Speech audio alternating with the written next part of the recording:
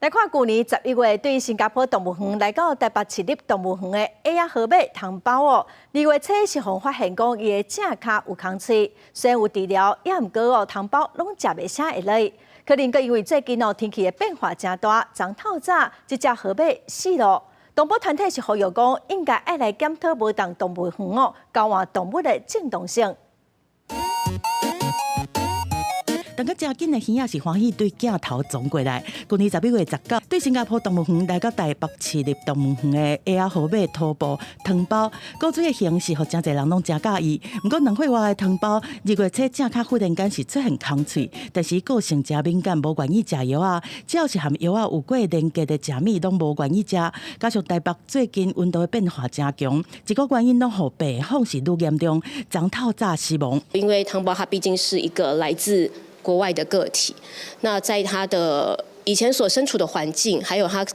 身体带有的免疫力，种种，他对这个环境的适应度都不及我们现在所有的诸如河马。汤包是透过向外保育计划合作来到台湾，目的是为着要确保濒危物种会当伫个向外的专业教养之下维持安全族群，而且找适当配对，保存遗传的多样性。目前全台湾敢若剩2只公的7只母的矮仔河马，而且大多数都有近亲的关系。如果我们要维持诸如河马的族群，势必要跟其他单位甚至国外的动物园来合作。不过，长期投入研究的动保团体认为讲，拍保育的口号下国运输来台的动物，受到运输真逼、水土不服这压力，事实上都不是成功的保育和教育。我们一方面觉得这些动物好可爱，可是我们一方面又大肆的去破坏出野生动物的栖地，然后我们再认为动物园是诺亚方舟的方式，我们要保存住下它的基因，但这些基因保证下来，它只要没有办法回到野外的栖地这件事情，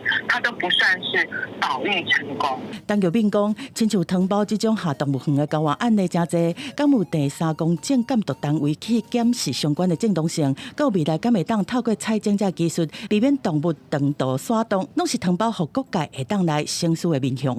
公司新闻采访报道。